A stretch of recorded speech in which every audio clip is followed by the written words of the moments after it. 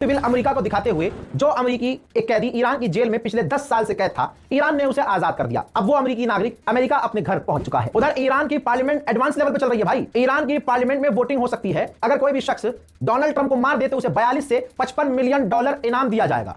ये ईरान की पार्लियामेंट में बिल लाया जाएगा भाई। इस पर वोटिंग होगी तो ईरान खतरनाक लेवल पर खेल रहा है। ईरान बिल्कुल एक्सट्रीम लेवल पर आ गया है कि अब जो भी हो डोनाल्ड ट्रंप को तो छोड़ना ही नहीं है। वहीं दूसरी तरफ ईरान ने अमेरिका को नया प्रपोजल भेजा है और इस प्रपोजल में कोई नई बात नहीं है।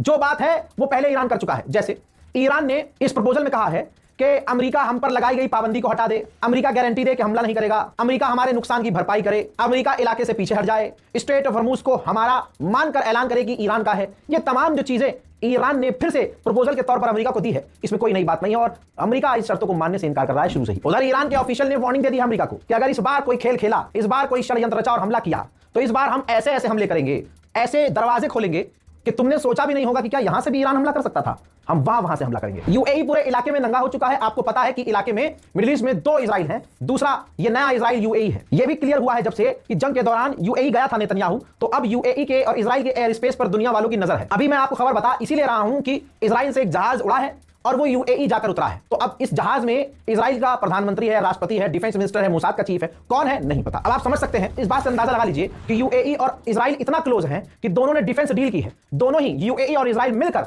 साथ में हथियार बनाएंगे। रिपोर्ट ब्रिटेन की कह रही है, ब्रिटेन के अखबार ने लिखा है कि इस जंग से पहले ब्रिटेन की इकोनॉमी अच्छी चल रही थी, बढ़िया चल रही थी, लेकिन डोनाल्ड ट्रंप ने ईरान के साथ जो जंग छेड़ी, इसके बाद ब्रिटेन की इकोनॉमी मुंह के बल आकर गिर गई है। उधर पाकिस्तान के डिफेंस मिनिस्टर ने साफ तौर से कहा है कि ईरान पर अमेरिका हमला नहीं करेगा, इजराइल हमला नहीं करेगा, क्योंकि ग्लोबली सारी दुनिया इन हमले के खिलाफ है। क्योंकि ईरान और अमेरिका की जंग का असर सारी दुनिया पर है। दुनिया के टॉप लीडर्स का प्रेशर है अमेरिका इजराइल पर कि ईरान पर हमला ना करें। अमेरिका के वाइस प्रेसिडेंट जेडी वेंस ने कहा है कि ईरान से बातचीत चल रही है, जो कि काफी अच्छी है, बातचीत अच्छी चल रही है, लेकिन हम ईरान को परमाणु हासिल नहीं करने देंगे, क्योंकि अगर ईरान को परमाणु मिल गया तो फिर दूसरे देश भी परमाणु की दौड़ में कूद जाएंगे। उधर डोनाल्ड ट्रंप सीरियस है क्यूबा पर हमला करने के लिए। क्यूबा पर हमला करना इसलिए भी और जरूरी हो चुका है क्योंकि डोनाल्ड ट्रंप ईरान से पूरी तरह से पिट चुका है, हार चुका है। ऐसे में अपनी हार से दुनिया की नजर हटाने के लिए डोनाल्ड ट्रंप क्यूबा पर हमला कर सकता है। फिलहाल रिपोर्ट यही कह रही है कि डोनाल्ड ट्रंप सीरियस है क्यूबा पर हमला करने के लिए। हालात इतने खराब हैं, इजराइल आदत से मजबूर है। इजराइल ने लेबनान पर बड़े हमले किए हैं। सोचिए ये सीज फायर है। सीज फायर के बावजूद पिछले 24 घंटे के अंदर लेबनान में इजराइल ने तबाही मचाई है। ये मंजर देख लीजिए।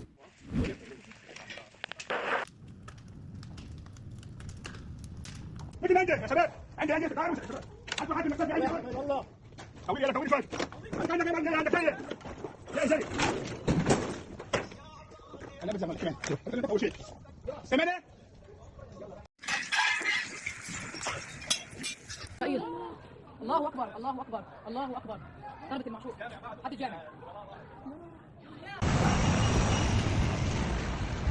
देख लिया, आदत से मजबूर। ये देखिए इजराइल लेबनान के गांव को एक साथ बम लगा लगाकर उड़ा रहा है। लेबनान को इजराइल ने सीधे तौर से गाजा बना दिया है। इजराइल के फाइनेंस मिनिस्टर ने कहा है कि अगर हिजबुल्लाह ने हथियार नहीं डाले तो लेबनान की और ज्यादा जमीनों पर हम कब्जा कर लेंगे। यानी ये बात क्लियर है कि इजराइल मान रहा है कि हमने लेबनान की जमीन पर कब्जे किए हैं और अभी आगे और करेंगे। लेकिन मजाल है कोई अरब लेबनान के लिए बोल रहा हो। वहीं लेबनान के अंदर इजराइल का एक फौजी वासिले जहन्नम हुआ है। उधर इजराइल को कोई रोक नहीं पा रहा है लेबनान में, खुद लेबनान की फौज भी नहीं रोक पा रही है। लेकिन रिपोर्ट क्या कह रही है देखिए, जो हिजबुल्लाह के ड्रोन हमले हैं, हिजबुल्लाह ने अपने सिर्फ ड्रोन हमले करके ही इजराइल को मजबूर कर दिया है कि वो अपने हमले 80% नहीं कर पा रहा। 80% हमले लेबनान में इजराइल हिजबुल्लाह के ड्रोन हमलों की वजह से नहीं कर पा रहा। वहीं एक काफिला कई महीने पहले फ्लोटिला गाजा की तरफ रवाना हुआ था। इजराइल ने उस फ्लोटिला को भी रोक लिया है।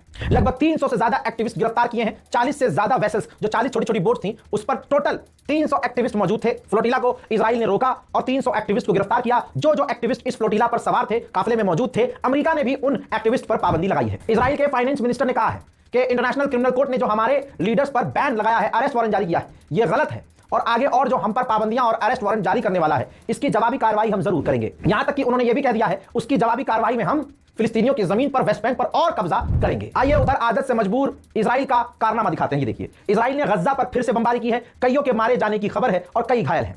इजराइल शांत बिल्कुल नहीं बैठ रहा है, वो हर दिन नरसंहार कर रहा है। हालात इतने बुरे हैं कि फिलिस्तीन के वेस्ट बैंक के इलाके में इजरायली सेटलर्स रात के अंधेरे में घुसे और फिलिस्तीनियों के इलाके में आग लगा दी। जर्मनी में एक बाप फिलिस्तीन के लिए प्रदर्शन कर रहा था, जिसके बेटे को लेबनान में इजराइल ने कत्ल कर दिया था। जर्मनी में उस मारे गए बेटे का बाप फिलिस्तीन के समर्थन में प्रदर्शन कर रहा था, तो जर्मनी की पुलिस ने उस बाप को गिरफ्तार किया, मारा पीटा। तो उस दौरान वो बाप चीख कर कह रहा था कि इजराइल ने मेरे बेटे को मारा और तुम मुझे मार रहे हो। उधर यह मंजर सीरिया का है। सीरिया के अंदर एक धमाका हुआ, कार के अंदर एक सीरिया का व्यक्ति मारा गया, 5 घायल हुए। अभी तक इस हमले की जिम्मेदारी किसी ने नहीं ली है। रशिया और सीरिया की डिफेंस एग्रीमेंट है जिसके अंतर्गत रशिया ने MiG-29 सीरिया को सौंपे हैं। यह है मंजर, और मिग उन दोनों जहाजों को MiG-29 को उड़ाते हुए सीरिया के आसमान में जोलानी की फौज को देखा जा रहा है। उधर अमेरिका ने कहा है कि हमने 10 खतरनाक माइंस स्ट्रेट ऑफ हॉर्मुज में आइडेंटिफाई किए हैं जहां ईरान ने बम बिछाए हैं। उधर यूएई और फ्रांस ने डिफेंस डील कर ली है, यानी अब यूएई पर हमला होता है तो फ्रांस यूएई को बचाएगा। भारत की बात तो करना ही बेकार है। भारत का डंका तो नॉर्वे से लेकर सारी दुनिया में बज गया है। नॉर्वे की एक महिला पत्रकार ने मोदी से क्या यह पूछ लिया कि मोदी जी, भारत में अल्पसंख्यक समुदाय के साथ गलत हो रहा है, वहां पर आपके मुल्क में यह सब हो रहा है, आप सवाल क्यों नहीं लेते? इतना कह देना था कि मोदी के मुंह से तो कुछ नहीं निकला, लेकिन मोदी के चमचे उस पत्रकार को, जो कि नॉर्वे पहले नंबर पर आता है प्रेस फ्रीडम में नॉर्वे पहले नंबर पर है। लेकिन आप ये देखिए कि भारत का गोदी मीडिया, यानी भारत का जो मोदी के चमचे हैं, वो साबित करने में लग गए कि वो पत्रकार करप्ट है, बीजेपी के खिलाफ है। वो पत्रकार ऐसे सवाल कैसे कर सकती है? मतलब भारत के पत्रकारों की इतनी औकात भी नहीं है कि वो मोदी से सवाल कर सके। हत्ता कि अगर कोई दूसरा सवाल करता है तो वो उसे गद्दार साबित करने की कोशिश करते हैं, दुश्मन साबित करने की कोशिश करते हैं। स्पेशल शो चलाया जा रहा है अंजना ओम मोदी के द्वारा, जिसमें वो उस लड़की को पूरी तरह से भारत के खिलाफ साबित करने की कोशिश कर रही है। लेकिन इस कोशिश में यह साफ नजर आ रहा है कि बुरा लगा है बेचारी को, रोने दो, बुरा लगा है। जिस प्रेस फ्रीडम इंडेक्स की इस पत्रकार ने बात की, उसकी फंडिंग भी जॉर्ज सोरोस के इसी एनजीओ से आती है।